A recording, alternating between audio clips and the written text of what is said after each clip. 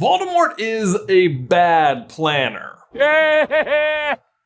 Let's talk about that. Hey, brother! Oh, Voldemort, you silly, overly dramatic, theatrical, arrogant butt munch. I love that you have a flair for showmanship, but must all of your plans be such a spectacle? Can none of them just be straightforward? Like, I suppose sometimes they end up working out, but more often than not, there's also like a huge asterisk on your victories. Like, yes, you did get your body back, bravo, but like also in doing so, you made your greatest enemy kind of immortal, like at least as long as he's fighting you, which you are determined must be the way it goes. Voldemort's planning is just through the floor bad when it comes to accomplishing basically all of his goals. I mean, back in the first Wizarding War, he had pretty much already won when he gets some gossip about half a prophecy from Snape and then goes on to teach a masterclass in defeating himself. Like, he likes to think of Harry as his worst enemy, but undeniably, he is his own worst enemy, just wanding himself in the foot over and over and over, jinxing his own luck. You might say he diggories his own grave, huh? Place the cat firmly amongst the pixies, whatever that means. Cut off his own nose to spite his face. Wow, that one requires no amends. So today we thought we'd poke some fun and count down Voldemort's top 7 worst plans in Harry Potter. Hey, brother! Why 7? 7. Merlin's beard, Tom. Because it's Voldemort's favorite number and there are 7 books and he tends to have like one big plan per book. So anyway, let's kick off with number 7, stealing the Sorcerer's Stone. Honestly, probably one of his better plans across like the entire series, because this is a rare case of him using his very small foothold, or in this case, face hold, Quirrell, and getting maximum return on investment, almost. But besides how he does it, stealing the stone is a very good idea for him. One he probably should have just pursued in the first place instead of the Horcruxes. Because can you imagine if instead of making Horcruxes, he just hunted down Nicholas Flamel to begin with and stole the stone? Like, he'd have unlimited resources in terms of gold, so he wouldn't need to rely on Lucius or Bellatrix or anyone in that regard, and he'd have a way more stable form of immortality. But I'm an alchemist and therefore immortal. Because, like, not for nothing, but like, scoreboard dude, Flamel lives to 665, and Voldemort dies at, what, 71? Like, bro, your Horcruxes didn't even get you past the lifespan of a Muggle. But so why didn't he do this? Well, Dumbledore explains, I believe that he would have found the thought of being dependent, even on the elixir, intolerable. Of course, he was prepared to drink it if it would take him out of the horrible part life to which he was condemned after attacking you, but only to regain a body. Thereafter, I am convinced he intended to continue to rely on his Horcruxes. He would need nothing more if only he could regain a human form. Ah, it's arrogance. Look at that. Only wants to rely on himself. Spoilers, that's going to continue to be a problem. But I will give him credit for the plan itself, because it's one of the few he really spends time researching. Like, he and Quirrell meticulously crack the code on each professor's obstacle, eventually even wheedling out information from Hagrid to get around Fluffy. Just play him a bit of music and he falls straight asleep.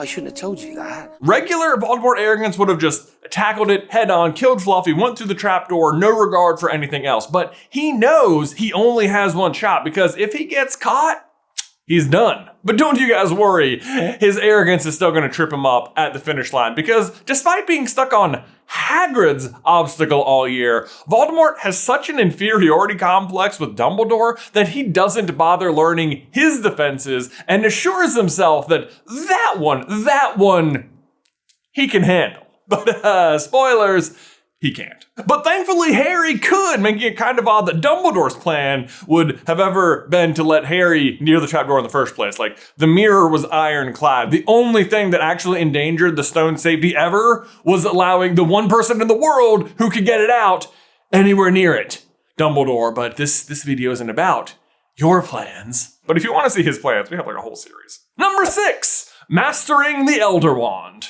This one is doomed from the word go. Unable to overcome the power of the twin cores in the graveyard and unable to solve it with another wizard's Lucius's wand, Voldemort seeks a more powerful wand to defeat Harry. And easy math would tell you the answer is to remove Harry's wand from him, which also still wouldn't work because like the whole Horcrux situation, but it would have solved the wand problem. But even more ironically, he does do this with Nagini. But whatever, who cares about Harry's wand? Instead, Voldemort decides to spend the entire year hunting down an ancient wand of legend that might not even exist. I mean, to be fair, I guess he does eventually get it, but in the meantime, like we said, Nagini manages to break Harry's wand, and then the Death Eaters capture Harry, and if Voldemort hadn't been out hunting for the Elder Wand, he'd have been there to kill him. Oops. But either way, despite spending so much time searching for the wand, he has so little knowledge of it, or how it passes hands, or even that it's part of a greater set, the Deathly Hallows. And as such, upon claiming it, he is unable to solve why it does not work properly for him, but concludes it must be because he didn't kill its previous master. Snape did. Which, that's all good and well, except his logic doesn't even track back one death. Like, Voldemort knows the path of the Elder Wand was from Grindelwald to Dumbledore, and believes that Dumbledore was the master, but also knows that Dumbledore didn't kill Grindelwald. In fact, Voldemort killed Grindelwald just a few weeks earlier. So by his own logic, he should already be the master. In fact, he even killed the master before that, Grigorovich, who Grindelwald also didn't kill. Do you see the problem? Either Voldemort is already the master twice over, or killing Snape shouldn't matter because the last two masters didn't kill the previous owner. Number 5, Horcruxes. Now, in theory, this is a good idea. I mean, well, no, it's not. Like, splitting your soul and stuff is definitely a horrible idea. But there is no reason this shouldn't have worked out better for Voldemort. Except for the fact that Voldemort is a diva. He has to make all of his Horcruxes super shiny, exceptional rare things, and hide all 6 of them within like 100 miles of each other? I mean, I don't know how big the UK is, but all 6 of them are on this one island. Spread it out, man. It's a big world. But hey, you know what? I'm not being fair. The UK is still big, and at least he hides them well, right? I mean, the ring he hid in his grandparents' one-room house. Okay, the cup he hid in Gringotts, which is, pretty well protected, I guess, except that he proves you can break in and get away on Harry's very first day in the wizarding world. And also, he doesn't tell Bellatrix what it is. Speaking of which, we have the diary, which he just leaves at Lucius's house, out in the open. Doesn't tell him what it is. Hopefully he doesn't do something stupid with it. Then you got the diadem. Not much better. Hides that at, Dumbledore's house and place of work. That's the only guy he's ever feared and is obsessed with. Then, of course, you have Nagini, a living creature. I mean, a powerful one, no doubt, but also, she's not immortal herself, eventually she will just die. And is also just super susceptible to swords,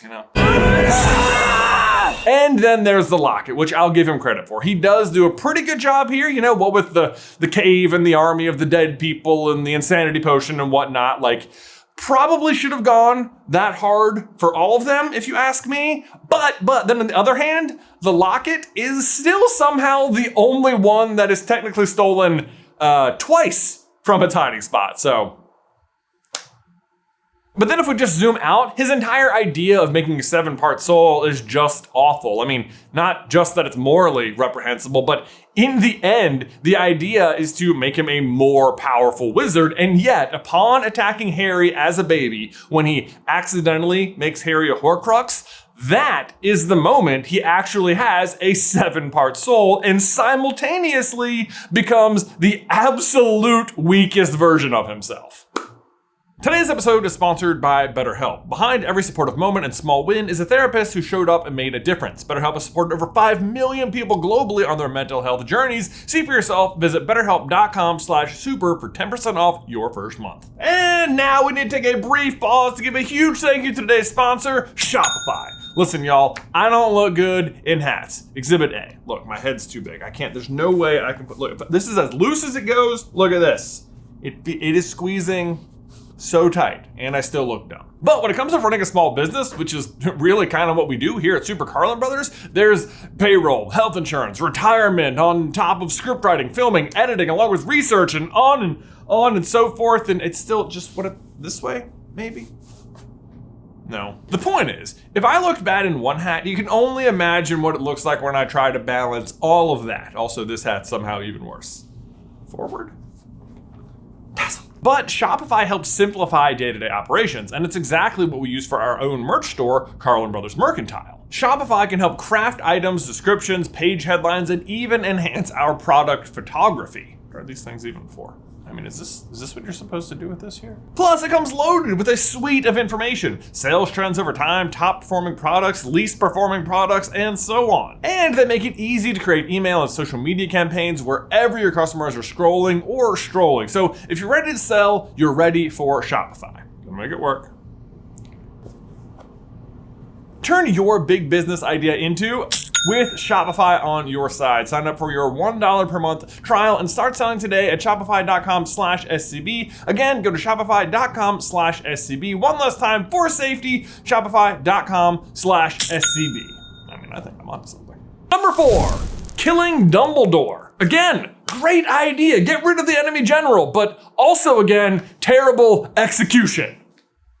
Pun intended. So after losing out on the prophecy at the end of Order of the Phoenix, Voldemort decides he has to cut his losses and move on to his next great obstacle. Now, if you ask me, the obvious plan to do this would be to have your Death Eater, who's already stationed at Hogwarts, Snape, kill him at dinner one night or something. Just be like, hey, Dumbledore, can you come look at Avada Kedavra? And in fact, we know that is his eventual plan. Snape tells Narcissa, he intends me to do it in the end, I think. But he is determined that Draco should try first. You see, in the unlikely event that Draco succeeds, I shall be able to remain at Hogwarts a little longer, fulfilling my useful role as spy. Yeah, already dumb logic by Voldemort. I mean, if you have Snape kill him, you won't still need a spy at Hogwarts. But that's not even the dumb part. The dumb part is that Voldemort just finished getting his butt whooped by Dumbledore and the Order at the Ministry a few weeks ago. And his main concern is not actually killing Dumbledore, but instead punishing the people who failed him, and in a very long, drawn-out way that lets Dumbledore continue to operate for a year during which he trains Harry about the Horcruxes and discovers your little cave. Like, keep your eye on the ball, man. You've got a guy on the inside for this exact purpose. What are you waiting for? Number 3, stealing the prophecy. I'm almost surprised this is as important to him as it is, because Voldemort's desire to hear the prophecy actually represents a rare moment of humility for him, in which he has now failed to kill Harry twice and decides he needs to pause, reevaluate, gather more intel. What's really going on here with this kid? Now, before we get into it, would getting the prophecy have made any difference to Voldemort in the long run? No, not at all. The part he didn't hear was that he shouldn't mark Harry, which he already did, so not much he can do now. But either way, that doesn't mean that Voldemort's plan for getting the prophecy still isn't terrible. I mean, I will say that it is the first time since Sorcerer's Stone that he's done some good old-fashioned research to like work out the problem, little trial and error, you know? First, he sends in Lucius to go investigate the door. Then they Imperius, or just Podmore, to try and break through the door while on guard duty. Then when that doesn't work, they switch the Imperius curse to an unspeakable Broderick Bode to gain access, only to find out that only people the prophecy is about can lift them without going mad. Then they manage to clean up their mess there with the Devil's Snare at St. Mungo's, and Voldemort even tries to circumvent the problem by using Nagini only for Harry to interfere, much to the surprise of everyone. And it seems like he's got it all worked out, but then he starts getting carried away. Because why take it himself when he can lure Harry in to do it, and then have his followers jump him? Well, I'll tell you why. Big V, because if you can get 12 of your masked Death Eaters into the bowels of the Department of Mysteries undetected, then you can definitely just go with them and take it yourself. Now, true, the Ministry and the Daily Prophet have been slandering Harry for you all year and have refused to believe you're back, so like, why risk it, right? And you know what? Fair enough. Except, you show up anyway, like, what are you doing here, bro? Oh, yep, and oh, wait, crap, yeah, there's Dumbledore. Better hope the minister doesn't show up to us. Back. Number 2, the Triwizard Tournament. Yeah, I feel like this is probably the one you've all been waiting for, but like, wow, what a completely convoluted and unnecessarily complicated plan. All right, let's run it back. Step 1, hope Ratman and Barty Crouch Jr., who hasn't used magic in 13 years, can sneak up on and overpower the greatest Auror the Ministry has ever known. That was lucky. Step 2, impersonate that Auror and his mannerisms so perfectly in under 12 hours that not even Dumbledore can tell the difference. Hope that works out. That was lucky. I think it would kind of be funny to have that clip of Rey in Star Wars when she's like, that was lucky. Play after every single one of these. That was lucky. Step 3, have said Death Eater teach your greatest foe exactly how to resist and fight your other 2 most powerful spells. Stop it! Step 4, hope you can confound the Goblet of Fire and that the defenses are pretty poor and that everyone just kind of goes with it when Harry's name comes out. Harry, you put your name in a goblet of fire. That was lucky. Step 5, tell Harry about the dragons and hope for the best, and then if all else fails, like, suggest he brings a wooden broom to a firefight. That was lucky. Step 6, give his friend a book, and then if that fails, stage a conversation near a house elf you think he knows and hope the house elf steals gillyweed and gives it to Harry the morning of the second task and just hope he figures it out. That was lucky. Step 7, pray to God nobody thinks to let the audience sit in the stands around the Quidditch field so they can actually see the third task. That was lucky. Step 8, attack Fleur Delacour, but then get fancy with the other 2, and when that doesn't work, just pray Harry's a faster runner than Cedric. Oops. Kill the spam. Avada Kedavra. No! Cedric! Step 9, you could have used literally anyone else's blood. Who cares if you can touch him if you're just gonna kill him 2 minutes later anyway. Step 10, definitely untie him so he can fight back. Step 11, oh crap, he got away. Pray to God we didn't program the port key to go back. Oops. Step 12, why on earth did you have to guide him through the tournament in the first place where 5 zillion things could go wrong? Why couldn't Moody just offer him any other object as a port key on the first day and be done with it, you morons? Number 7, killing Harry. No, which time, right? Any of them. Honestly, it's a dumb plan, but let's start at the beginning because what are you even basing this on, Voldemort? Why did you even come up with this plan? Oh, right, because Snape heard half of an unconfirmed prophecy at a noisy pub from an unqualified seer. Like, did Snape hear the rest of the interview? Did he think this woman knew at all what she was doing to begin with? And then what, you're afraid of a baby? You're the Dark Lord. You're already immortal. Man up, dude. And at this point, Snape's not even like a high-ranking Death Eater. I cannot believe Voldemort's reaction wasn't, sure, Snape, a baby is gonna defeat me. A good one. And I suppose you'll be wanting a promotion for this news as well. Well, here's a promotion for you. I clipped it out of a coupon book. It's 25% off shampoo at Bath & Body Works. That's Cherry Blossom Bliss, Snape. Don't disappoint me. It smells really good. Get a candle. And attacking him ends up being a terrible... Hold on. And of course, attacking Harry ends up being a terrible idea as it leads to Voldemort's downfall. But then his plans for the rest of his life to kill Harry are equally bad. Like, see literally every plan above this one. And here's the thing. He does not need to do it. Voldemort can 100% win this war without paying attention to Harry at all. Instead, he tries to kill him in book 1, loses a stone, kills Quirrell. Tries to kill him in book 2, loses a Horcrux, and the Basilisk. Tries to kill him in book 4, makes Harry immortal. Tries to kill him in book 5, loses the prophecy, and reveals his return to the wizarding world. Takes off in book 6, and Dumbledore dies. See? You see? Look what happens. Tries again in book 7, but the first time catches himself on fire, and then the second time, Harry comes back to life and kills him. So yeah, maybe lay off. Your plans suck. Listen here, Muggles. If you enjoyed that video, I hope you plan on subscribing, or I will plan something to destroy you. And if you think my plans are bad, check out this loser, Dumbledore, over here. They only took one video to talk about me. There were seven videos about Dumbledore's plans. Terrible planner, Dumbledore. I'm great. I came back to life. I killed Cedric Diggory.